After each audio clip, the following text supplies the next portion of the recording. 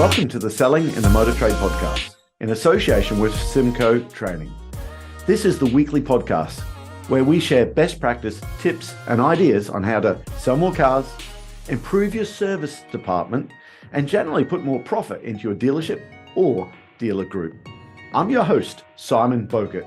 Now, some of you probably already know me as Skippy.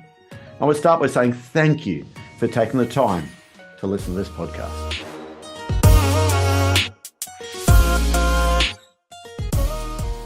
Hi, and welcome to another episode of Selling in the Motor Trade.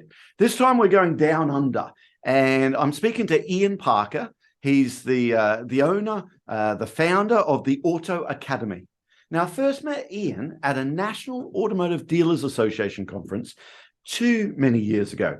We're sitting in the International Lounge, if anyone knows that, and he was out there with his partner. I was out there with Emma, my wife, and we just hit it off. Two Aussies in a foreign country halfway around the world there. And we've just stayed in touch for a long time because we're other sides of the world, but we both pretty much do the same thing. So, Ian, I just want to say hello and welcome aboard, and thank you for coming on to the podcast. Yeah, hey Simon, and listen, thanks for having me on your podcast. It's a pleasure to be on here. Well, listen, everyone listening to this, I just want to say thank you again for everyone who is sending comments, for everyone who is actually sending out to all the people in the dealership. This is going out to 5,000 people every week now, and it's just taking off. So again, please do what you have to do. Like it, send it off, send comments out there. We just want to get this out to as many people as we can, because remember, it's all about sharing ideas, tips and ideas on how to sell more cars, make more profit in the motor trade. So, Ian, tell me, how did you get started in the motor trade?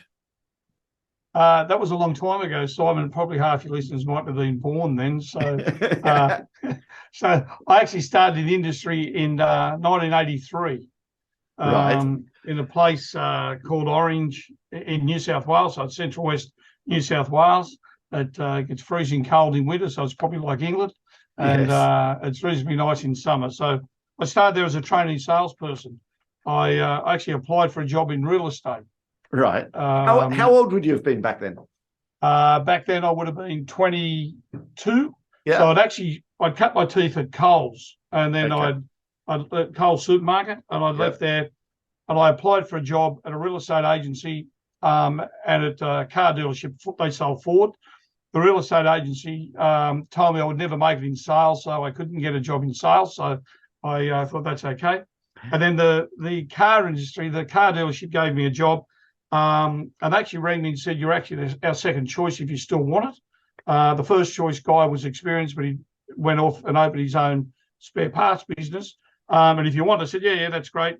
When can I start? And they said, oh, start on Monday type thing. So that was August 1983. Don't you love it when they say you're our second choice, just to to welcome you along? Yeah. Okay. So I didn't know what they were going to think. I was going to say, oh, well, if I'm second, that's it. I thought, I think I said to the guy, because I actually knew the sales manager that interviewed me, because in my early days when I was at school, I used to sell ice creams and confectionery at the movie theatres. I was one of those boys holding the things, right? And he used to come and buy some stuff off me, and he just said, I just want to tell you that because I didn't want you to find out later. And I said, the only problem about making me second choice is you'll regret it, because I should have been first when you see what I'm going to do for you. So, you had the confidence back at 22. Yeah, so that's where it was. So it was an interesting time, because back in those days, as you remember, Simon, we were fully trained before they put you on the showroom floor. The day I started, it was, there's your desk, there's your chair, there's a phone, sell cars. Thank you. And that was my training. No, the training now is printing off a business card. Okay. Oh, yeah. Our good friend Patrick Tessay says that all the time. That's the training that happens. Print your business card. And I always say, Patrick, business cards, I don't think they even print them anymore. It's all digital. That's right. So listen, I ask that all the time because this separates the real motor traders for me. Do you remember the first car you sold? I do. I think it was about a week or 10 days after I started.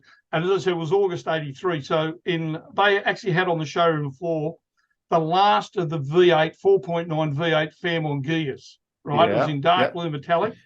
and it like was nearly into 12 months old, and they hadn't sold anyway. I ended up selling it to a couple that owned a local hotel. Yeah. So that was my first car that I sold. They thought, and because, I always knew I didn't know too much, and whatever the window price was, and, they had room to negotiate. And my thing was, well, that's the price, because that's the price. So I've sold this old stocker, and, it was, I can't even remember what the gross was, but it was everyone was doing handstands. They thought it was great. A, they sold the oldest stocker they had, and B, they made money out of it. So. But Ian, isn't that so true? Now, listen, overage stock we haven't had in the motor trade for a long time because of semiconductors and wiring looms, and getting used car stock through Europe has been hard work. But in normal times, isn't it so true? The brand new guy always sells the overage car because he doesn't know it's overage. And all the other guys have been walking around it for the last 6 months. 100%, Simon. And the thing with it is what I used to train my salespeople with, that the only people that know it's overaged is you. The consumer doesn't know. So if you have the same mentality as a consumer, you'll sell it to them. Yep, that's so true. But also the experienced guys walk around it because they think there's no profit in that anymore. It's all gone out the window there, and always happens. So do you remember 100%. do you remember when you're back selling, any day that stands out, any week that you thought, I've made it now? There was a couple of times with a couple of demos we sold, but they had the dealer principal had an XE Fairmont Gear ESP, so they were the sports version of those vehicles, and it was one of the turbo versions that Ford brought out the time. It was just a fuel injected ESP Fairmont Gear, but he actually put a turbo on it and spent all his money on it, like tricked it all up, and had it for 3 or 4 months, blew about 3 or 4 turbos, and the thing was no one liked it, put it on the showroom floor, and I ended up selling that one Saturday morning. And that was another one of those days that, all the senior guys, as you would say, because it was only a few months after I started, they were all, I'm not selling that. That's that's this type of car, a dog, or I don't want to know about it, And I had some people come in that had a gentleman come in that was a business owner in town, and he looked at it, fell in love with it, loved all the things about it. And I sold it to him. And again, the dealer principal thought, man, this is great. He's got rid of this old stock, that old stock. And to me, they were just cars that had to be sold. So, you've got to work out, if there's a profit in it, I'm going to sell it and I'll make a profit out of it. Some you made $2 out of, some you made $200 out of. Yeah, I love just listening some of the brands you said. Well, some of the models and whatever. It's making me homesick, making me feel very old now. I started in the Holden world, Tony Island Holden. So it's okay, yeah. So red and blue was always the thing over there, wasn't there?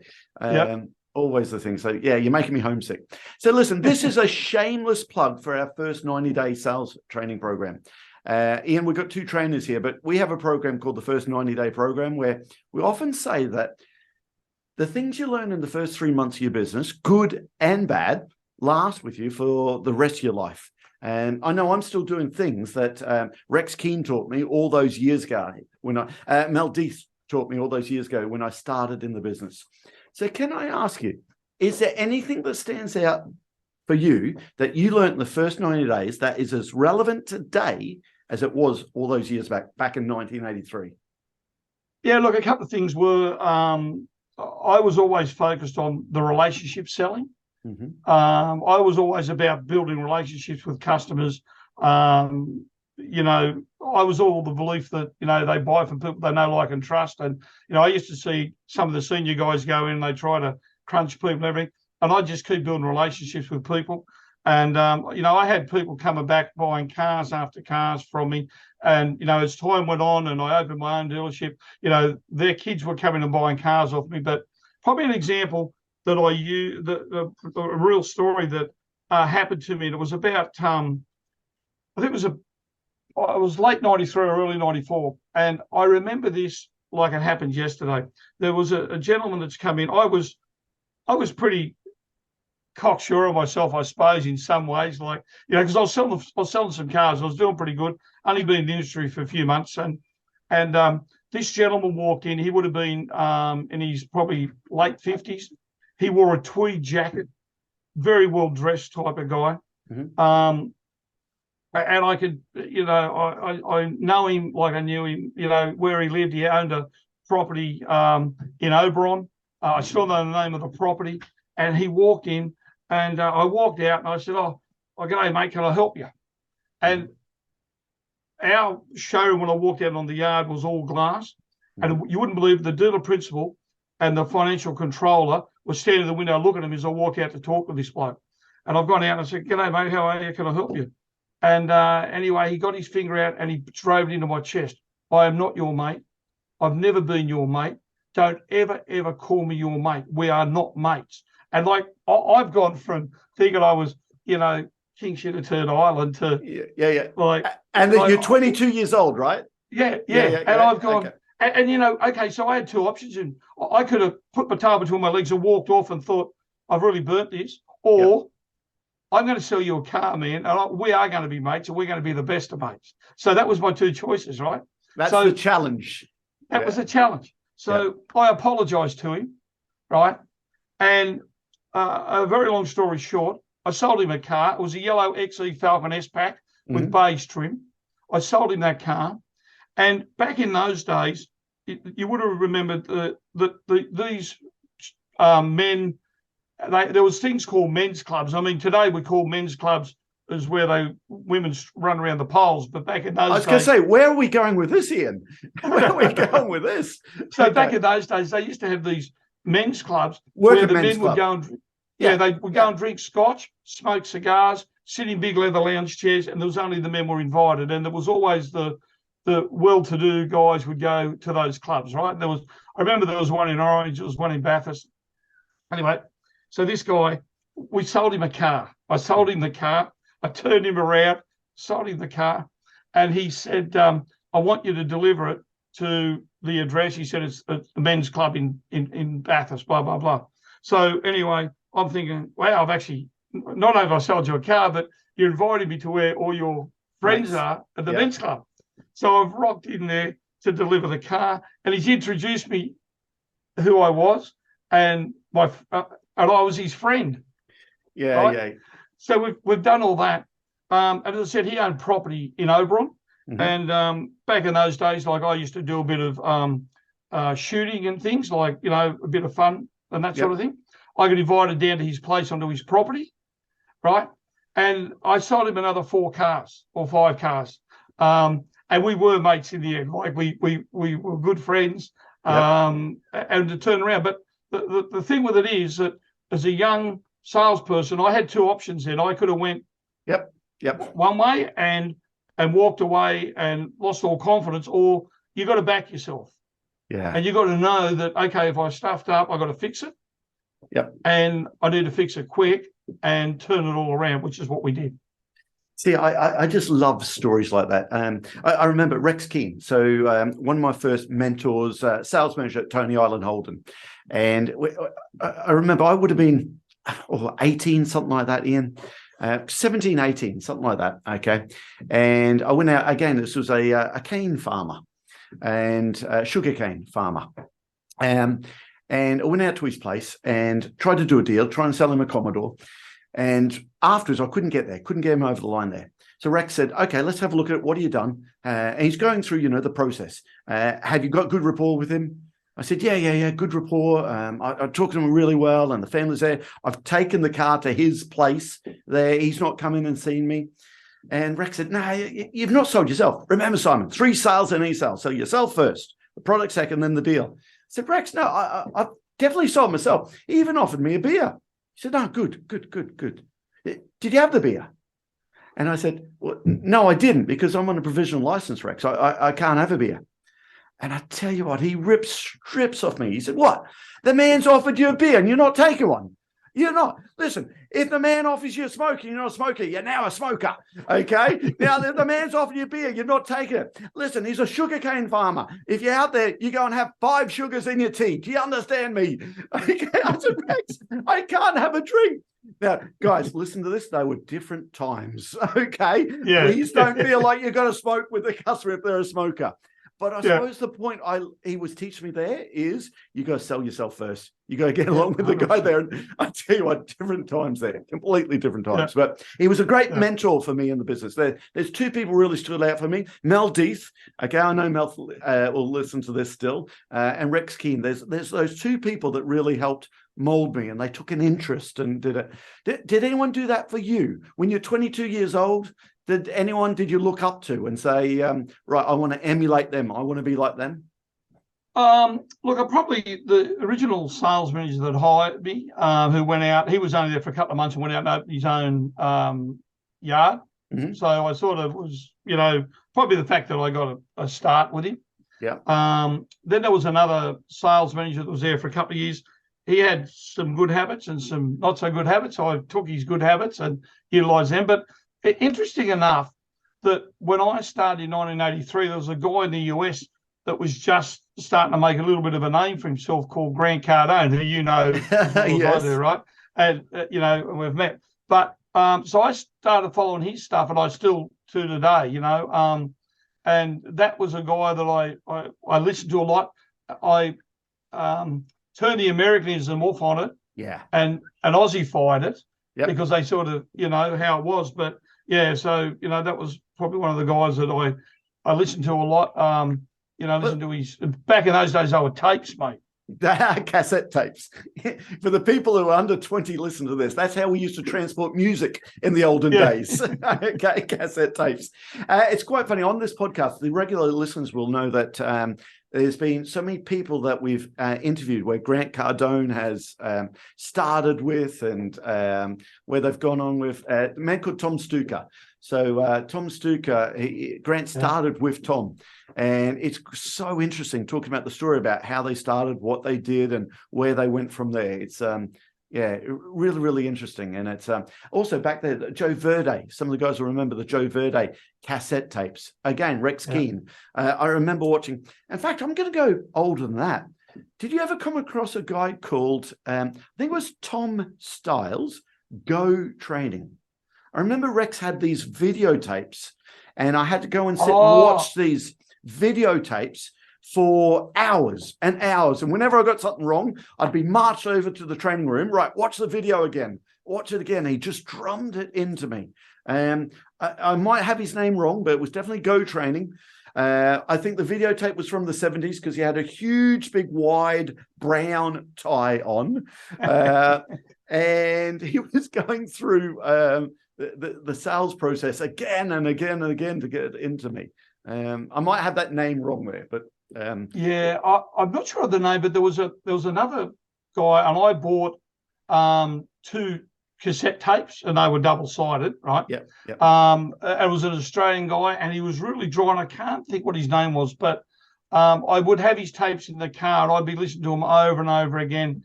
And I remember one of the things which you got to remind people of that the deal's not done until the taillights go over the curb. Yeah. That's so that sort of stuff that I used to speak about in those days, but I can't think of his name, and I don't even know, over all these years where those tapes have gone. But it was just a couple of people like that you sort of listen to, and you still, follow and are conscious of today. Well, listen, I've got to say, people listen to this who are just starting the motor trade. Listen to Ian. Listen to myself. How we were so hungry for information. We bought stuff ourselves. We were out there. I remember always buying books, and I was so hungry for it. And again, if you listen to this podcast, you're probably one of the same people, okay? You're hungry for that information, and you've got a toolbox of ideas on how to sell stuff. We always say, no one wants to take tools out of your toolbox. You just want to put more tools in the toolbox, so you've got the right tool for the right customer at the right time. And keep buying more tools. Put more tools in your toolbox, because you know what? There's a guy called Neil Perrin, He always said, listen, you could cut the grass with a hammer if you tried really hard. You'd get there. That's maybe not the most efficient way of doing it, okay? It might be more efficient to do it with a strimmer or a whippersnapper back home, okay? Then it might be more efficient to do it with a lawnmower. Then it might be more efficient to do it with a ride-on. Just get more and more efficient there to get to what you need to do. Someone listen to this. There's lots of people listening to this. I think, right, I want to get my own dealership at some point. How do I do it? Is that still achievable for a sales manager listening to this now? Is the investment too high? How did you get into owning your own dealership? I'm always interested. What are the steps that you went through? All right. So what I did was, first of all, I started as a trainee salesman, worked my way up to used car manager, and then I was the general sales manager and the general manager of the Ford. And then at that time, we took on BMW dealership. So that was, and then 1989, long story, and I won't get into it, they sold that dealership, and I had a choice of going over with the new owner, or I thought, I'm young enough, I'm 28, 29, do I have a go on my own? So I set up a little corner block on the highway where I put 8 cars in June 1989. I put 8 cars on that corner block. I didn't know whether I was going to make it or break it, but I'd had a couple of job offers to go to work for other dealerships as a general manager. So I thought, if I fall over, I'll just go and get a job there, right? Yep. So I had an offer in had that safety net. Had the safety net there. Yeah. So I begged, borrowed, and stole to get 8 cars on this 800 square metre corner block in June 1989, and in my first month we sold 30 cars. Right. So then we went from there, and we sort of built that business up and did all that. Then in 1999, by 1999, we were selling. We had I don't know, 3.5, 4,000 square meters. We're doing 60 or 70 used cars a month. And then I started. I thought I should have a go at getting a franchise. So the Honda franchise was available. So we applied for that and got the Honda franchise. I'd actually got offered the Mitsubishi dealership in Orange, and I knocked it back. And you made some silly mistakes in your life, but I never looked back. I didn't take it, so we took Honda, and then a few years later we put Audi in. Okay. Right. Then I built purpose-built premises in 2005, and then I sold everything in 2008, and I went out coaching consulting. So in those days you could do it because it was a lot easier. You just grab franchises and bolt on and do all those things. I then went coaching consulting and ended up into a business in Griffith that I was asked to come down and have a look at. It was in financial trouble. Long story short, I went into receivership. I worked for the receivers for a while, and then we ended up buying into that business. Right, we ended up buying that business, and I said to my wife that this is the 3 or 5 year plan. I'm not going to die in Griffith. We're going to make it work here. Do what we've got to do, and then we sell it and get out. So we bought this business in Griffith in receivership. They were doing, I don't know, 15 or 16 cars, had 38 on the staff. So every dealer will work that out and go, no wonder they went broke. And they had Griffith and Leeton. We had Mitsubishi, Kia and Honda. And we put Isuzu in before we signed off with everyone. So we had 4 franchises. So we sold that business in 2015. So we 12 months in, we were Mitsubishi Diamond dealer, which is one of 5 in Australia. If I go back to my businesses in my dealerships in Orange with Honda, we were fully focused on the customer. And as I said to you before about relationship building and that, and we were the number 1 rural Honda dealer in Australia for about 7 years running. And we won all the awards with Honda for customer service, customer relationships, and everything else. So that's what we're all about. So we sold Griffith in 15. I then thought I'll go into coaching consulting, and I wanted to move to the Gold Coast, which is where we are. That must have been when we first met then, because you just sold the business, and hence your trip out to the NADA conference. Yeah, that's right. So so then we got involved with online training, had a look at we bought a license in a platform, had a look at all that, got my head around it, but it wasn't the answer for what we wanted. So my wife's the brains of our operation. She joined up with some tech heads, and we built our own interactive online training platform in 2018. Then we spent, 6 or 8 months in the studio and shot over 5,000 minutes of video, broke it all down and dropped it on the platform. And now we go out there and we do on-site stuff as well as we do online, and we via Zoom and things like that. We coach the automotive industry, but interesting enough, we also probably about 60% of our business comes from outside the automotive industry, from word of mouth. Yeah.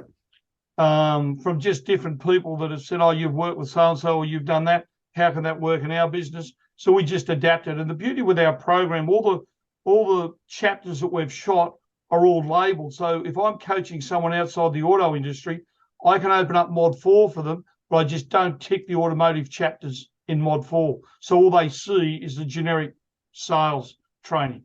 So how much of what we do now, I'm a car guy from 17, I've been in the motor trade. That is where there's so much business for us in this world anyway, but how much of it is it? A lot of people say selling is selling anyway. I imagine lots of stuff that you see is wrong with the car dealership might be wrong with the tile shop or the business to business sales operation. Am I right in guessing that? Yeah, 100%. Look, it's the same thing. You know what? It doesn't matter what business we coach. The issues they have is they don't follow up. Our price is too high. Our products is. It's the same thing. It doesn't matter what you are. You ask any business I talk to, they'll say, "What's your biggest challenge?" To the salespeople, or customers built me up on price. The business owner, what's the biggest challenge? They don't follow up, and or they don't prospect. It's all the same, and all you've got to do is relate it and speak to them in their language about how you can fix their issues. That's the biggest thing. I got to say, clearly I'm biased, but I got to say, in the motor trade, we got some of the best salesmanship ever out there, because it's one of the few industries you have to buy something and sell something as part of the same transaction. And the very other industries, they do that type of thing there. And I'll go say, I just think it's sometimes we get the, over here it's called the Arthur Daly image of a salesperson. Minder, the Arthur Daly TV program. And that's everywhere around the world, okay? But I just think it's not fair at all, because the professionalism that I see day in, day out from salespeople compared to other industries, I think we're right up there. Sure, you get a bad experience everywhere. We've both had that trying to buy cars ourselves, but we have in other industries as well. But Simon, and you're right, and it doesn't matter whether it's car industry or outside the car industry. All the salespeople are professionals, right? I know you've got your couple of rogues in there, right? But the biggest thing that makes the professional better is they just need the skills. If they've got the skills, they have the confidence, and then they become unstoppable. And if you can give them the skills to bring their confidence up, you just turn a really good salesperson into a fantastic salesperson. And when I talk about that, different people, I'm sure you've had it, Simon, that have done your programs and things. We've had guys that have 20 and 30-year veterans that have done our sales coaching program. And I'm not trying to teach them how to sell anything. What I'm looking for in those guys is if I can improve them with the 5%ers. That's all we want to do, because if they weren't good after 30 years, they wouldn't be doing it. Yeah. Hang your gloves up for good. Get out of the ring. You're going to get hurt. So what we're doing with those guys is we're looking at the 5%ers. And if those guys tell me after they've done some work with us that they might say, I used to use that years ago, I don't know why I forgot it, it's a great idea. Or I wish I had known about that when I started in the industry, because you don't know everything. I'm still learning. I'm sure you're still learning, and we're all finding little gold nuggets as we go. And the thing that I find with what I do, when I pick something up that might be outside the auto industry, I think, how can I relate that back to the auto industry? Or if I've got stuff in the auto industry, how can I relate that into that industry or that industry? You're coaching lots of people all the time, okay? Is there anything that separates the good from the greats? Is there any character trait that you think, hold on, that's why they're right at the top of their game there? Anything stand out for you? Yeah, they invest in themselves. And I don't just mean dollars, I mean time, that they do the training.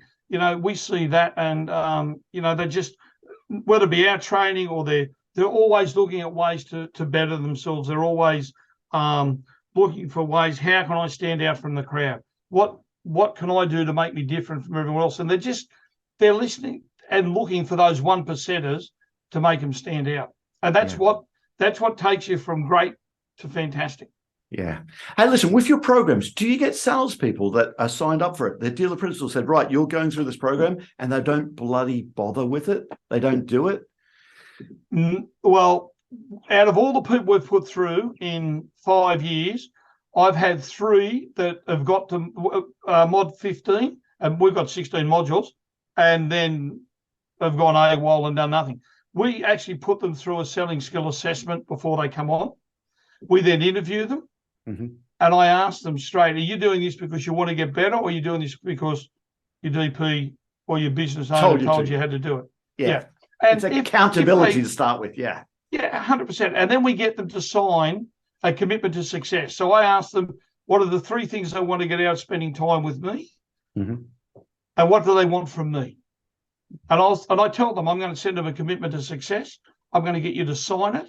I'm going to sign it. All gets done digitally. And if you fall off the tracks throughout the training, I'm going to use it to clip you behind the ear. Yeah, and cool. Get you back on track.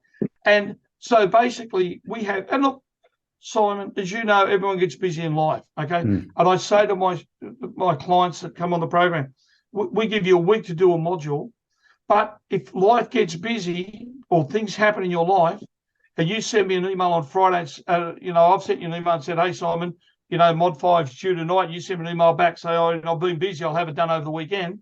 I send you an email back and say, Simon, it's not good enough. But if you send me an email and say, Ian, I've been flat out this week, I'll have it done by 5 o'clock Saturday night or 4 o'clock Sunday afternoon, no problems in the world, Simon, that's all great. I'm looking forward to seeing it.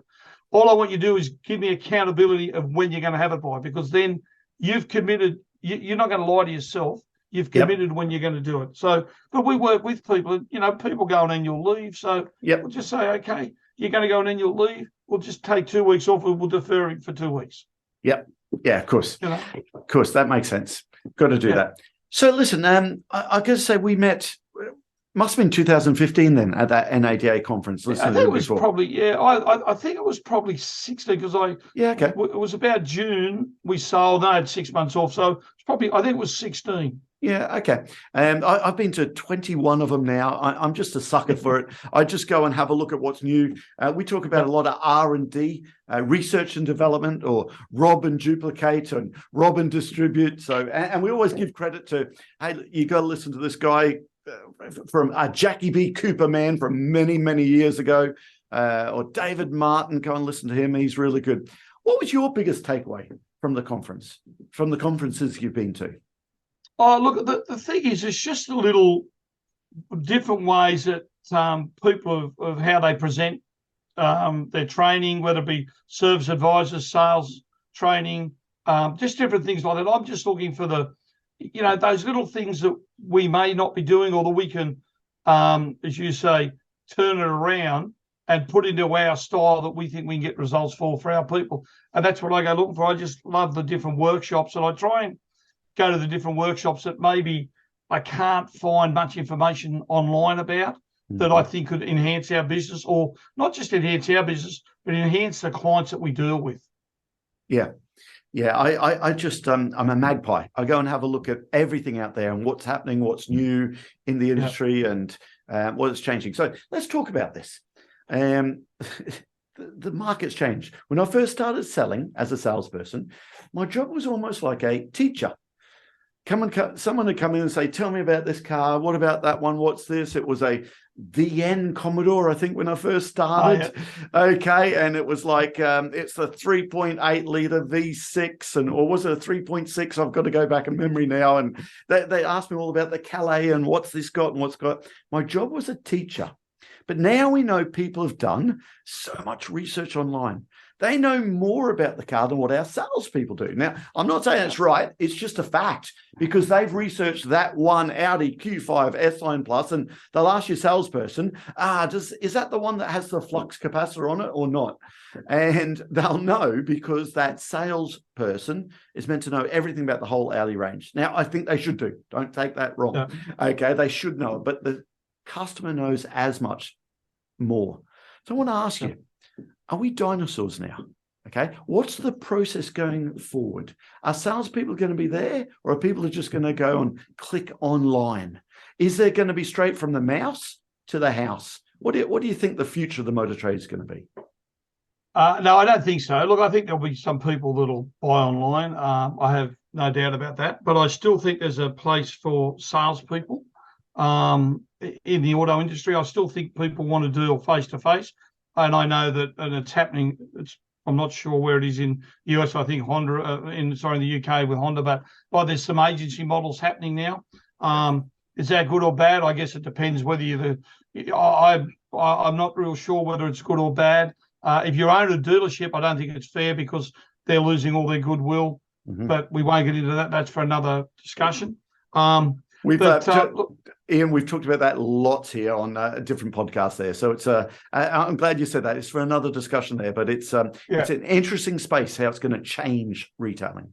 Yeah, but I still think they still need to have salespeople as such as and salespeople today, to me, have always been relationship builders, right? Because when that consumer comes in, whether it's an agency model or the dealership model, they still will probably have a trade-in.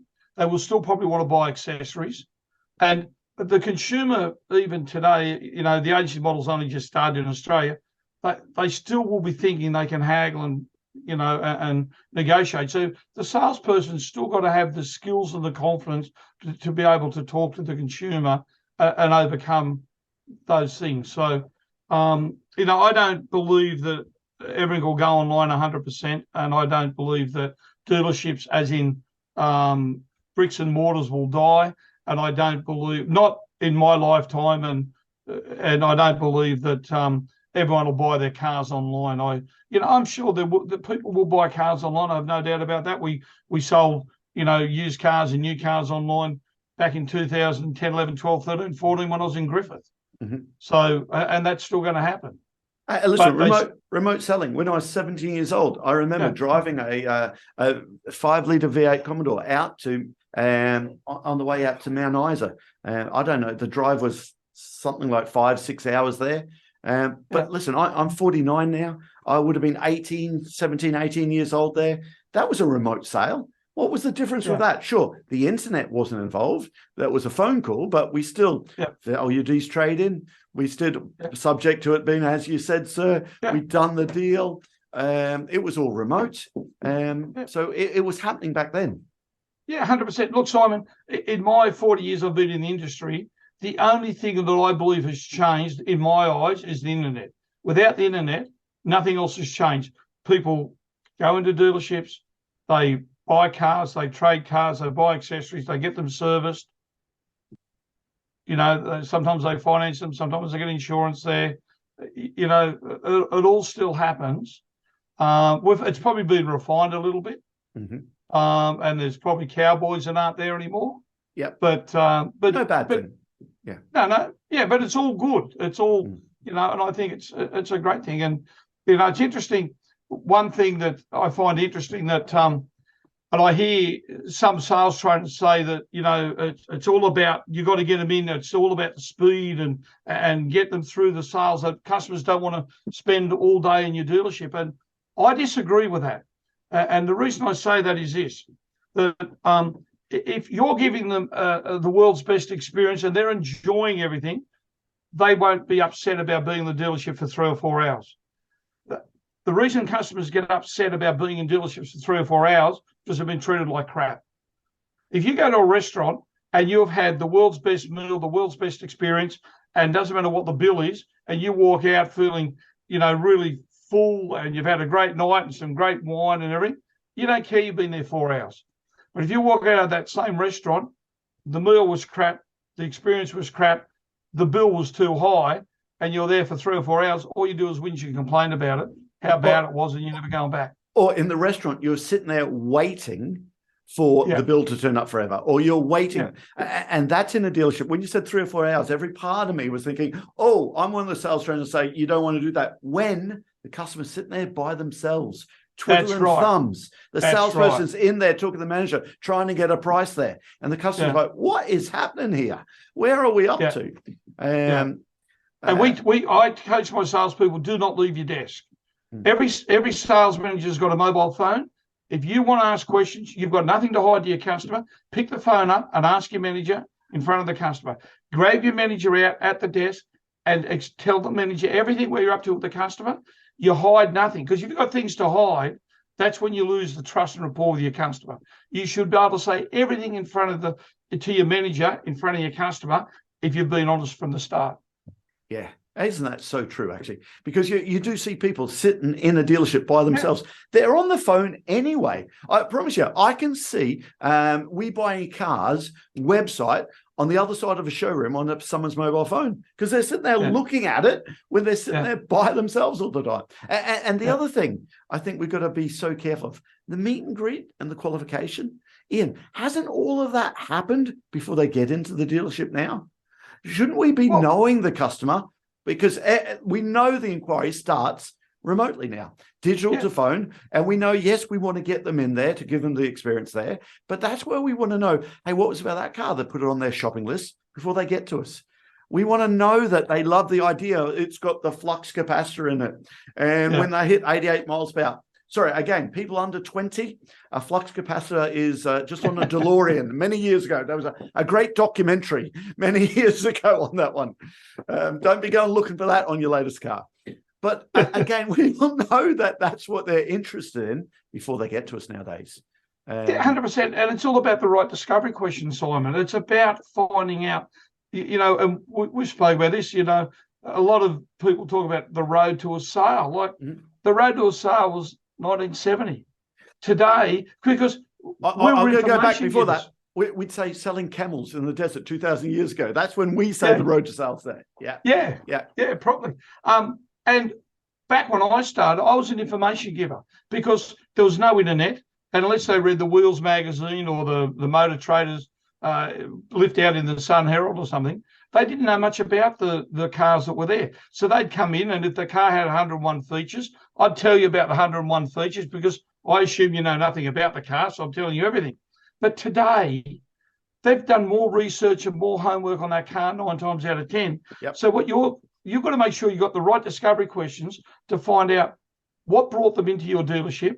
What was it about the Isuzu D-Max? Did they know all about the Isuzu D-Max? If you've done all the research on it, find out all about that.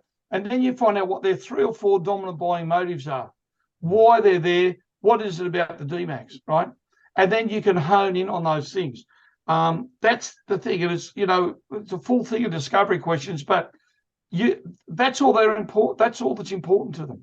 Look at the mobile phone industry. Sorry, we've got 2 trainers here, guys, but and we'll go on this all day long. Have a look at all of the... And don't make it confrontational. Yeah, love that. Absolutely love that. All details of this episode and other episodes on the selling in the motor trade can be found on our website, simcotraining.co.uk. Go there to get a copy of our book, Words That Sell Cars. Go there to sign up to a free trial of our Sales Fitness online sales training program. Easiest way to get hold of me is Simon Bowkett through LinkedIn. Thank you.